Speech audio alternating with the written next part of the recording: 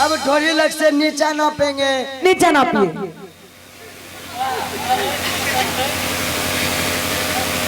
महारानी जी हाँ ढोरी लग से नीचा हो गया 6 इंच।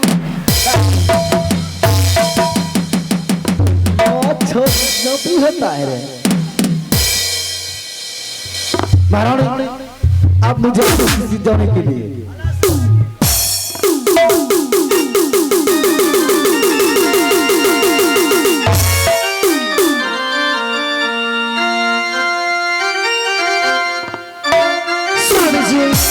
हाँ महारानी।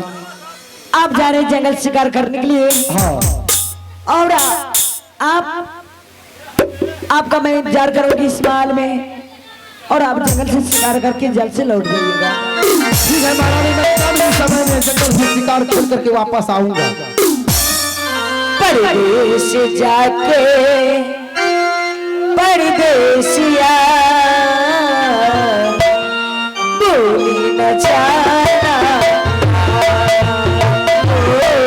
परदेश जाके परदेसिया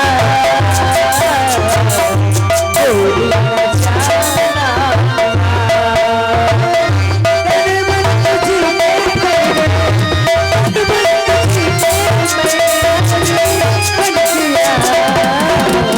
परदेसी जाके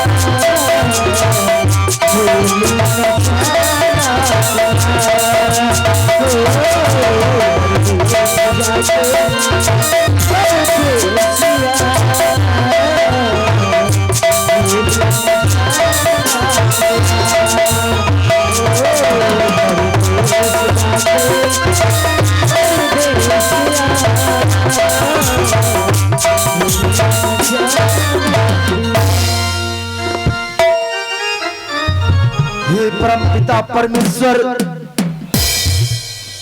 जो धर्म पत्नी थे मेरे महल में, जब से मैंने उसकी मांग में सिंदूर दिए थे उनके शरीर पर सूरज का प्रकाश नहीं पड़ा था। आज वो किस हालत में होगी, नंगे पांव तो बरसात की परिस्थिति में होगी। उस तरह से कृपा बनाए रखना प्रभु, क्योंकि मैं एक दलदली में फंस चुका हूँ। पीछे पाँव करता हूँ तो धर्म छत्री धर्म जाता है, आगे पाँव करता हूँ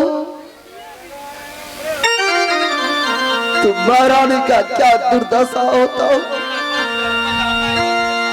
मैं उसी गम में जा रहा हूँ शिकार खेलने के लिए जंगल, ताकि मैं जंगल में जाकर उन वृक्षों से पूछूंगा, उन पक्षी से बात करूंगा और अपने गम को बुलाऊंगा। जब धीरे धीरे आत्मा से गम निकल जाएगा तब मैं घर वापस आऊंगा। मैं इस वक्त जा रहा हूं जंगल शिकार खेलने के लिए।